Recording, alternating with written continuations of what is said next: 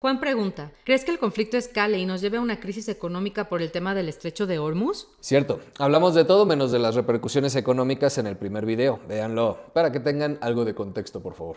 En este nos centraremos en el tema económico y otros detalles que quedaron fuera. Pero si ya tienes elegido tu bando y crees que Irán le dará una lección a Israel, o que Estados Unidos es el malo de la película y siempre quiere guerra porque es un negocio jugoso, o al revés, que Israel es inocente y Netanyahu no está haciendo nada malo, pues desliza hacia arriba de una vez porque en definitiva este video no te va a gustar. Si eres capaz de escuchar otros puntos de vista, sin conspiraciones ni fanatismos, y expresar los tuyos, o sea, si no estás de acuerdo en algo, con respeto, sin salir con las clásicas borradas de te pagan, eres prosionista, prianista. ¿Saben cuál me encanta? Tu discurso es utilitario, le sirve a alguien. Ay, pues sí, genio. Y las borradas fanáticas que repites sin que te consten también. En fin, ese tipo de cosas. Si puedes hacerlas a un lado, eres bienvenido. Sin más divagación, comenzamos. Naturalmente, la mayor afectación económica gira alrededor del petróleo. Irán produce cerca del 4% del petróleo mundial, aunque la relevancia geopolítica es bastantito mayor por este estrecho, Hormuz, por el que pasan 30% del crudo transportado por mar y 20% del gas natural licuado. Y con Irán amenazando con bloquear el estrecho, pues se pone fea la cosa. Si el estrecho se cerrara, aunque fuera temporalmente, sería una pesadilla absoluta. El precio podría rebasar los $100 por barril e incluso acercarse a los 150 en un escenario extremo, replicando choques históricos como lo ocurrido entre 1973 y 1979, que desataron esta inflación global. Sin embargo, mientras no haya interrupciones físicas graves, la subida reciente, que ha sido moderada, unos $10 por barril más o menos, podría diluirse conforme los temores se reducen. De hecho, la ausencia de daños a infraestructuras petroleras tras los primeros ataques de todos los bandos involucrados trajo alivio a los mercados, cayendo 7% el precio del Brent. Irán debería bloquear el estrecho y darles una lección. Pues sí, esa es su carta más fuerte. La cosa es que, para variar, no es tan simple. Irán y otros países petroleros. Unos posibles ganadores de la incertidumbre pues son naturalmente los países petroleros del Golfo, Arabia Saudita, Emiratos Árabes, Kuwait, Qatar y compañía. Mayores precios sin afectar su capacidad de producción pues es como sacarse la lotería. Pero si Irán tomara ese tipo de represalias, ya sea atacando instalaciones petroleras o bloqueando el estrecho de Hormuz, pues no ganaría nada. La cosa es que Irán también es un país que vive de exportar petróleo, por más que opere bajo sanciones.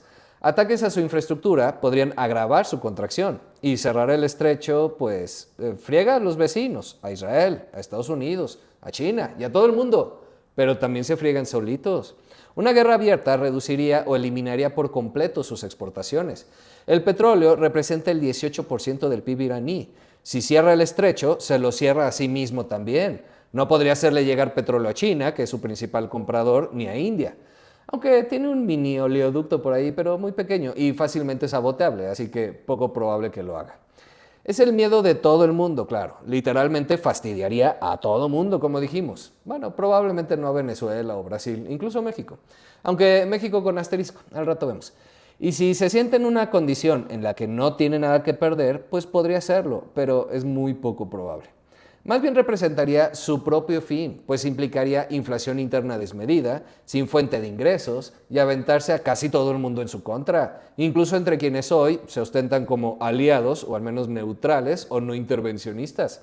Y reacciones internas muy desfavorables que por lo demás hoy están unidos. No cambiarían en el discurso, claro, todos seguirían diciendo lo mismo, pero las presiones diplomáticas no se harían esperar. Puede amenazar, pero lo dicho, poco probable que lo haga. Israel. En cuanto a Israel, las afectaciones económicas del conflicto ya se están viendo. Es una economía avanzada, sí, pero pequeña en términos globales. Ya tiene menos turismo, que es un sector importante, y una guerra prolongada solo agravaría la situación.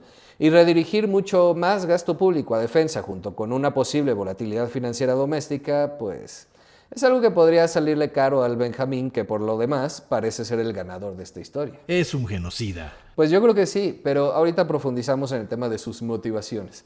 La cosa es que no se ve por dónde quiera él también un enfrentamiento que se extienda. Ya consiguió lo que quería, y con Irán, sin nada que ganar y todo que perder, pues Europa tampoco quiere que se extienda el conflicto. Ya le compra gas caro a Qatar por las sanciones a Rusia por Ucrania, y cualquier interrupción catarí reavivaría la crisis gasífera. Y mientras más se acerque el invierno, más presión tendrán. Veamos. Europa.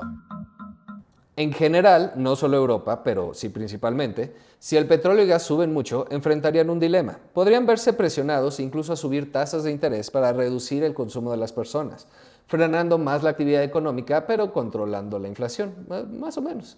Sin embargo, el choque de oferta de energía tiende a ser inflacionario al inicio y luego deflacionario, al reducir el crecimiento, o al menos se estabiliza, es decir, llevarnos a una estanflación, inflación alta con estancamiento. Así que los bancos centrales evitarán sobrereaccionar subiendo mucho las tasas. Aún así, el Banco Central Europeo probablemente pospondría cualquier recorte de tasas planeado para 2025 hasta tener claridad del asunto. Lo mismo la Fed, Banjico y el que me digas. Así que si no bajan tasas de interés y suben los precios del petróleo, podríamos hablar de entre 0,5 y 1% menos de crecimiento para este año. Sumando a los chistecitos de Trump y sus aranceles, pues particularmente afectaría a Alemania e Italia, mucho más dependientes del gas y petróleo. Ay, Alemania, a buena hora se te ocurrió cerrar tus plantas nucleares. Aunque, por otro lado, si el euro continúa fortaleciéndose frente al dólar, que en lo que va del año ya lleva un 12%, pues puede suavizar el golpe, ya que el petróleo se cotiza en dólares. Pero aunque a los antiimperialistas no les guste, un escenario de pánico global fortalecería de nuevo al dólar, en particular si la Fed no solo no baja, sino que sube tasas de interés. Sigue siendo la divisa de refugio. En resumen, para Europa, si además de tener que lidiar con el tema ucraniano, se desata una escalada en la guerra entre Irán e Israel, pues sí pasaría a fregarlos bastantito. Y aunque el euro se fortaleciera más frente al dólar, lo que es poco probable, difícilmente lo hará al ritmo que subirían el gas y el petróleo. China, India y vecinos. China compra entre el 50 y 70% del petróleo iraní y en general del Golfo Pérsico. El 10% de su consumo específicamente proviene de Irán. Si el conflicto interrumpe las exportaciones iraníes, además de elevar los precios globales, China e India deberán buscar crudo por otro lado, generalmente a mayor precio, tanto porque no hay como por logística. Energía más cara para China, encareciendo manufacturas y transporte, sumado a los aranceles, no solo de Trump, todo el mundo le está poniendo aranceles a China, pues si a eso le sumamos que la incertidumbre geopolítica tiende a impulsar la aversión al riesgo, pues puede generar salidas de capital de mercados emergentes hacia activos más seguros o de menos caída en las inversiones de todos los países asiáticos. Sin embargo, en particular China también podría encontrar oportunidades. Si el conflicto se posterga y las sanciones aumentan, China e India podrían seguir comprando petróleo iraní con más descuento todavía del que ya tienen, siempre que Irán no cierre el estrecho. Ya lo dijimos en el video pasado, China se vende neutral mientras critica a Occidente. El blanco más fácil, criticar al poderoso. Es la fácil para ganar adeptos, aunque en la práctica saca ventaja estratégica de donde puede. Pero que se prolonguen las hostilidades obligaría a China a acelerar su transición energética, consumiendo sus reservas de petróleo y desacelerando aún más su crecimiento. Podremos incluso llegar a ver en el 2026 un año en el que China no crezca, aunque en el mediano plazo le favorecería esa transición al dejar de ser dependiente. Solo tendría que postergar un poco sus años imperialistas, no que renuncie a ellos, claro. Vean la primera parte. Por otro lado, India es el tercer mayor consumidor de petróleo. Importa el 85% de lo que consume. Cada $10 adicionales en el precio del barril añaden miles de millones de dólares al coste importador anual. Lo más probable es que el gobierno se vea forzado a aumentar subsidios a combustibles o asumir inflación de 2 dígitos con las implicaciones sociales que eso tendría. Y lo mismo que China, si no hay bloqueo en el estrecho, pero sí sanciones a Irán, pues al contrario, podría haberse beneficiado del petróleo iraní barato. Ay, no, sí, pobre Irán, sí le dan hasta con la cubeta por donde lo veas. Igual no son blancas palomitas, vean la primera parte. De otros países que no tienen petróleo, pues mejor ni hablamos, o sea, Japón, Corea y compañía. Una friega total y más en estos momentos para Japón. Vean el video de Japón. El Imperio. El que siempre gana con las guerras, así las propone, así se hizo rico. Pues ciertamente su escenario es menos malo que el del resto del mundo. Hoy es uno de los mayores productores de petróleo y gas, así que tiene más resiliencia energética que en los 70. Sin embargo, el gobierno no subsidia, así que si aumenta el precio del petróleo, aumenta para la población por más que lo produzcan ellos, golpeando el bolsillo de los de a pie para variar. Y si consideramos que la inflación ya había bajado a 4% tras haber superado el 9% en 2022, un shock petrolero la haría subir varios puntos otra vez, aunque lo más seguro es que no alcance el 9% del 22 si no hay otros desbalances. aunque la Fed se vería obligada, si no a subir tasas, al menos congelarlas. Y eso no le haría ninguna gracia a Trump, que quiere bajar la deuda pública, pero aumentar la privada, que el dólar siga abaratándose y repatriar industrias. Esta combinación de factores haría crecer mucho la economía, pero con altas tasas, pues no se puede. ¿Por eso su berrinche con Netanyahu? Precisamente, ahora volvemos al tema del Benjamín. De momento, los mercados financieros no han entrado en pánico. Sí cayeron moderadamente en los días de las primeras incursiones, pero repuntó rápidamente cuando se vio que el suministro no sufría interrupción. Las tasas de los bonos tampoco se han disparado y el dólar sigue debilitándose. Sé que algunos no le entienden bien estas cosas y creen que esa es una mala noticia para Estados Unidos y el fin del dólar. Pero pues no, ante un escenario donde el mundo se regionaliza, eso es lo que quieren. O sea que el imperio siempre gana pase lo que pase. Pues qué te digo, pero no está ganando. Si hay guerra abierta, no gana. Pon atención. A nivel sectorial, sí hay ganadores, claro. Las empresas energéticas y, por supuesto, los fabricantes de armas. No solo por Estados Unidos. Todos los vecinos de Irán buscarían comprar drones, misiles y sistemas de defensa que en su mayoría solo produce Estados Unidos, uno que otro a China, Rusia y poquito a Israel. Pero también hay perdedores. Naturalmente, el gasto del consumidor se resentiría con altos precios de gasolina y calefacción, dejando menos dinerito para otros bienes. Así que minoristas y empresas de bienes de consumo, marcas no esenciales, aerolíneas, automotrices y turismo en general, todos saldrían muy perjudicados. Incluso el sector tecnológico, mayores costos logísticos y potenciales interrupciones en la cadena de suministro global. Alza de tasas de interés golpea la evaluación de las empresas y encarece su financiamiento. Entraría dinero a Estados Unidos, sí, pero para invertir en defensa y compañías de energía, poco más. Así que ni los bienes raíces de Trump se verían beneficiados. Latinoamérica y Canadá. Pues a todos les afecta igual. Petróleo caro igual a inflación. Pérdida de poder adquisitivo, caída en producción igual a caída en crecimiento. ¿Qué puede ser diferente a Latinoamérica? Solo estás repitiendo. Pues es que aquí sí varía. Canadá, Brasil, Colombia, Venezuela, Ecuador y hasta México, aunque en menor medida, ahora veremos por qué, en principio se beneficiarían por mejorar en términos de intercambio si el crudo sube. Incluso su moneda podría fortalecerse en el caso específico de Brasil, lo que le ayudaría a combatir la inflación interna que pudiera darse. El resto de países que son importadores, pues sí, pasan a fregarse y de forma más fea que Europa, Estados Unidos o ciertas regiones de Asia por su fragilidad y vulnerabilidad. El caso argentino es, para variar, un poco más complejo. Ay, cómo les gusta meterse en rollos. En general produce petróleo y gas, con lo que podría ganar por precios internacionales, pero en invierno depende de importaciones de gas. Así que la balanza neta puede ser negativa. Y donde le llegue otra ola inflacionaria, ¿cómo les explico el trabajal que le costaría a Milei explicarle a los argentinos que no es su culpa? Que él nomás iba pasando. Canadá también enfrentaría un patrón mixto. Tiene un buen sector petrolero que recibiría un impulso. Podría exportar más a Europa y Asia y, a diferencia del gobierno gringo, sí puede subsidiar a la población. Aunque todo tiene un límite, y sectores manufactureros como el automotriz tendrían mayores costos de insumos con una posible erosión en la demanda en Estados Unidos, su mayor mercado. Si la inflación aumenta por allá, pues, en resumen, ganan los exportadores y pierden los importadores de petróleo con un par mixtos. ¿Y por qué tantos asteriscos a México? ¿No nos conviene un petróleo caro? México. Ciertamente podría obtener provecho por el alza petrolera internacional y aliviar las finanzas públicas bastante maltrechas en el último par de años.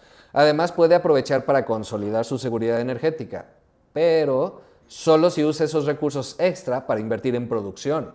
También, si logra refinar más petróleo en Dos Bocas, reduciría la dependencia de gasolinas importadas y aumentará el impacto local positivo de los altos precios. ¿Ves? AMLO es un genio, tenía razón. Sí, ahorita vemos eso. Además, si el dólar sigue bajando, puede intentar atraer más inversiones de capital al mismo tiempo que baja sus tasas de interés, dando un impulso a la economía en general y al empleo. Y si sube el dólar, pues pueden aumentar exportaciones. Pues por donde sea gana. Pues sí, nada más que es lo malo con México. Siempre tiene todo para ganar, pero acaba perdiendo. La decisión de invertir en refinación en vez de elevar la extracción petrolera tiene consecuencias. Siempre se dijo, no es la refinería en sí, es que no produce suficiente petróleo ligero que sería el rentable para refinar. Por otro lado, se endeudaron hasta las narices para poder terminarla y todavía no produce lo que esperaban y los costos se dispararon. A eso súmenle que lo que sube y baja es el precio del petróleo, no de la refinación, esa varía marginalmente. Y aún hoy sigue siendo más barato enviar a refinar el petróleo pesado a Texas que hacerlo en México. Pero aunque costara un poco menos, estás produciendo menos petróleo que hace 6 años. Así que te perderías el potencial aumento de los precios. Dos Bocas puede proteger a futuro contra combustibles caros, pero implica que México llegó a esta crisis sin haber aumentado su volumen de exportación de crudo. O sea, lo que siempre se dijo, lo hicieron al revés. Inviertes en extracción para hacerte de recursos y que recuperas rápido, refinas lo poco ligero que tengas mientras exportas el pesado y luego si quieres y te conviene, haces la refinería. Pero por otro lado, tienes el tema de la reforma judicial que genera incertidumbre. No quiero fanáticos en los comentarios. A lo mejor es una joya y la mejor reforma del universo, pero eso no lo sabremos en muchos años. Así que de momento cualquier inversión en México es para pensarse. Y lo más probable es que no sea la mejor reforma. En serio, intentar defender una elección con el 12% de participación y sin tener la menor idea de por quién votaron el 6% que no fueron votos nulos y a ese bodrio llamarlo la voluntad del pueblo, bueno, eso es control y poder, nada más. Hay inocentes que creen otra cosa, en fin. Y lo dicho, con un Pemex tan endeudado, al igual que CFE y el gobierno federal, con baja recaudación y altos déficit, pues si no se quiere que haya alta inflación, pues la ganancia en las exportaciones del petróleo tendrán que irse a subsidiar los combustibles. Y con la incertidumbre que provocan reformas, malas decisiones de los momentos en que México decidió no endeudarse y luego siempre sí, encareciendo el costo financiero estúpidamente, más la guerra con el narco, pues por muy caro petróleo y dólar barato que haya, difícilmente podrá cambiar algo sustancialmente. Así que mi previsión personal, subjetiva y sesgada es que si no hay guerra prolongada, seguiremos en la mediocridad de crecer entre 0 y 2% según el año, con algunos como este con posibilidades de negativos pequeños y alguno que supere el 3%. Pero con suerte en general superaremos el 1% del PG en el promedio del sexenio, pero por poco. Y si hay escalada en el conflicto, cierre Hormuz y esas cosas, y las cosas se ponen feas, pues estaremos entre 0 y 2% según el año, con algunos negativos y otros superando el 3%, pero por poco en ambos casos. Con suerte, superaremos el 1% del PG en el promedio del sexenio, pero por muy poquito. Dijiste lo mismo. Pues sí, siempre que se use el dinero extra para sanear finanzas y subsidiar combustibles. Porque si se ponen de creativos a comprar más votos o regalar más dinero, entonces sí no llegamos al final del sexenio o principios del que sigue sin crisis espantosa y con los regalos de dinero inútiles por la pérdida de poder adquisitivo. O sea, no hay de otra para nosotros. ¿Algún día la izquierda entenderá que no puede repartir dinero si no aumenta la producción? No, ¿verdad? Tema muy complejo para ellos, por lo visto. Las mates no son lo suyo. Solo los escandinavos y China lo entendieron. ¿Eres de derecha? Nah, la derecha tampoco entiende muchos temas sociales. Ahí hay videos. Pues yo no veo que nadie gane nada realmente. ¿Cuál es el punto? Pues es que en efecto nadie gana nada. Como dijimos en el primer video, antes, cuando había menos información y podías ganar una guerra relativamente rápido, pues quizá la inversión para hacerte de recursos valía la pena. Hoy cualquier guerra sale carísima y casi nadie suele ganar nada. Hoy ese control de recursos se gana con propaganda, desinformación, presiones políticas y económicas, en fin, otros medios más diplomáticos. Las petroleras gringas pueden ganar en el corto plazo, pero también se aceleraría la transición energética, así que tampoco es gran noticia para ellas. A menos que en paralelo estés como petrolero invirtiendo en otras energías, pero está muy rebuscado porque también pueden dañar tus instalaciones. Es una apuesta muy riesgosa, inversión demasiado grande y sin un beneficio claro a largo plazo. ¿Y entonces? Pues solo hay un claro ganador en este asunto que embaucó a todo el mundo y lo siento, procuro mantenerme neutral y tratar de entender todos los puntos de vista, pero aquí sí no hay de otra. El ganador se llama Benjamín Netanyahu. Sabemos que Israel busca eliminar la amenaza nuclear iraní. Aquí no quieren argumentos en los comentarios, por favor. No es lo mismo que lo de Irak, donde se inventaron armas de destrucción masiva para invadir. Ven la primera parte. Quizá Irán no planeaba construir una bomba, nunca lo sabremos, pero la amenaza estaba ahí. Y aunque la construyera, quizá nunca planeaba usarla, solo era disuasoria. Pero medios disuasorios hay muchísimos, no la necesitas. Y para un país petrolero, igual de idiota que México con su refinería, o mucho peor, pues no era momento para hacer plantas nucleares con fines pacíficos. Mira, hazme favor. Primero arregla tus problemas con tus vecinos, en lugar de provocarlos. En fin, filias o fobias de cada quien.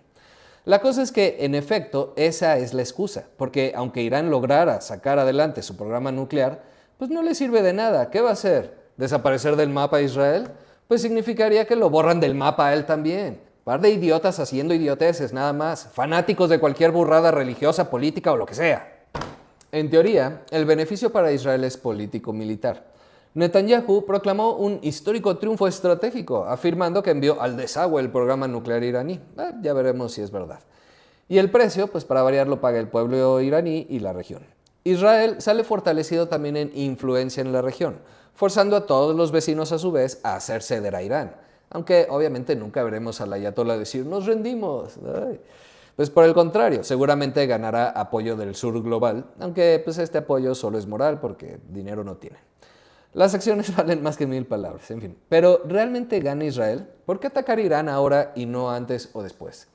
Más allá de argumentar que Irán estaba por cruzar el punto de no retorno en su programa nuclear, lo que sí es similar a las armas de destrucción masiva de Irak, tras el desgaste sufrido en Gaza y la debacle política del 7 de octubre, Israel buscó restablecer su credibilidad militar. Pero no es Israel realmente, es Benjamín Netanyahu. Con popularidad en mínimos, invadió Gaza, lo que le representó un repunte por el discurso. Pero vistas todas las afectaciones a la población civil, su popularidad volvió a mínimos. Así que tiene nueva gasolina para su discurso de restaurar el equilibrio de poder y garantizar la existencia de Israel, según él. Como si hubiera estado en duda en algún momento. ¿Qué quieren que haga? Hay quien se lo compra como quien compra el peje, que primero los pobres, y él sí es honesto, la mafia del poder y esas burradas. Guardando proporción, por supuesto, con Netanyahu, hasta entre los culos hay niveles. O al ayatolá, que solo se defiende, pues, también patrañas. Atacó a Irán sin aviso, obligando a Estados Unidos a respaldarlo y actuar rápidamente para evitar que se desborde el asunto, tanto para cumplirle el capricho a Netanyahu como en frenar hostilidades. Hasta ahora, Netanyahu no ha sido formalmente acusado del delito de genocidio por ningún tribunal internacional, pero sí enfrenta acusaciones graves por crímenes de guerra y de lesa humanidad. Tiene órdenes de arresto, por supuesto, al igual que su exministro de Defensa, Yoav Galán, por atrocidades cometidas en Gaza. Pero también los líderes de Hamas, así que nuevamente no quiero energúmenos en los comentarios. Los cargos incluyen el uso deliberado de la hambruna como método de guerra y ataques sistemáticos contra civiles. ¿Y por qué Estados Unidos sigue respaldando a Netanyahu? Pues es la cosa, es su aliado en la región. Incluso ha criticado abiertamente, no sé por qué, la actuación de la CPI en este caso, y hasta Trump impuso sanciones contra personal de la CPI, háganme el maldito favor, o sea, de la Corte Penal Internacional. Si hipotéticamente Netanyahu perdiera inmunidad por dejar el cargo y viajara a un Estado miembro y que no rechace el actuar de la CPI como Estados Unidos, podría ser arrestado y enjuiciado, pero pues eso no va a pasar. A Trump ya no le cae bien Netanyahu, ni le caía bien a Biden tampoco. Lo respaldarán sin duda, hasta la muerte casi casi, porque Israel es punto clave para mantener el control de la región que todo imperio quiere controlar. Así que si tiene que soportar sus excentricidades y cumplirle sus caprichos, pues lo hará, lamentablemente. Sé que me van a ver tres pelados, pero espero que esta experiencia al menos sirva para darnos cuenta que todo gira en torno al poder y a conservarlo. Y que hay loquitos dispuestos a hacer lo que sea para expandirlo, aumentarlo, defender lo que tienen. Por lo que nuestra lealtad jamás debe ser incuestionable. Así que tampoco quiero al fanático diciendo burradas del tipo, pero China y Rusia no están matando a nadie. Como en el video pasado, no se cansaron. Putin también tiene acusación formal ante la Corte Penal Internacional por crímenes de guerra y prácticamente no puede salir de Rusia. Y también algunos gobiernos han señalado que la escala y la intención de las atrocidades en Ucrania podrían constituir genocidio o de menos crímenes de lesa humanidad, aunque por ahora la acusación se limita a crímenes de guerra. Por otro lado, aunque Khamenei, líder supremo de Irán, no ha sido imputado formalmente por la CPI, porque Irán no es miembro del Estatuto de Roma y no existe un tribunal internacional con jurisdicción sobre sus actos, no significa que interna y externamente no haya cometido linduras a través de Hezbollah y otras asociaciones que tiene a su servicio. Y en el caso de China, tampoco es miembro del Estatuto de Roma. Así que pese a numerosas denuncias de genocidio y lesa humanidad por la situación de los uigures en Xinjiang y otras minorías, curiosamente musulmanas también, tampoco se puede hacer nada. A menos, claro, que quieras invadir China o Irán y sacar a rastras a sus líderes y provocar una tercera guerra mundial. El caso de los uigures es tanto o más sensible que el de los palestinos. Hablamos de hasta 2 millones de personas en campos de reeducación, un sistema orwelliano de vigilancia y control. Los hechos documentados incluyen detenciones arbitrarias a gran escala sin debido proceso, tortura sistemática de detenidos, trabajos forzados, campañas de esterilización forzada y control de natalidad para reducir a la población uigur. separación de niños de sus familias para su asimilación cultural, prohibición de prácticas religiosas islámicas y destrucción de mezquitas, entre otras linduras, como la eliminación de su idioma, religión y educación deliberada de nacimientos. Así que si te vas a poner a gritar contra Netanyahu e Israel, está muy bien, pero por favor, hazlo sin conspiraciones ni fanatismos, sin confundir a líderes manipuladores y mentirosos con la población, nacionalidad o el país. El video pasado lo cerramos diciendo que había dos responsables, el que manda la guerra y el que obedece. Agradezcamos que los costos para estos líderes sin escrúpulos, en caso de una guerra a gran escala, serían incalculables e incluso para ellos mismos, porque de otra forma ya nos habrían metido, cualquiera de ellos, en otra guerra sin sentido. Esperemos lo mejor para todas las verdaderas víctimas de cualquier guerra, sean palestinos, ucranianos, chinos, sudaneses y hasta las víctimas en México de una de las guerras más mortales que se libra actualmente en el mundo, la del narco. Quizá debamos empezar por preocuparnos y ocuparnos de esta antes de opinar sobre Israel, China o Rusia en comentarios de YouTube, pero pues yo qué sé.